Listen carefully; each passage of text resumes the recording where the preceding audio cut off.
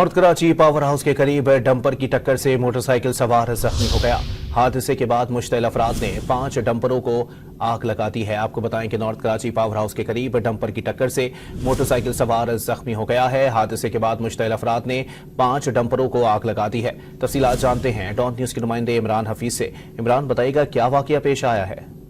ये देखिए, ये main north Karachi main UP मोड़ के करीब जो है काफी ट्रैफिक जाम था। इस दौरान जो है वो एक बिला नंबरी नामालूम जो है वो वहाँ पर जो डंपर जो है उसके अंदर मौजूद था, जिसमें जो है वो निकालने के लिए जो है वो बाइक सवार को हिट किया, जिस पर आवाम मुश्तइल हो गई और ड्राइवर ने जो है घबरा के मजीद जो है वो डंपर को भगाने की कोशिश की, जिसकी जद में 3 से 4 मोटरसाइकिल की जद में आई। कुछ जो है वो मामूली जख्मी भी हैं, कोई मोटरसाइकिल सवार, जिसके मजीद जो है वहां पर लोग वहां पर जमा हो गए, उनमें इश्तियाल फैल गया कि काफी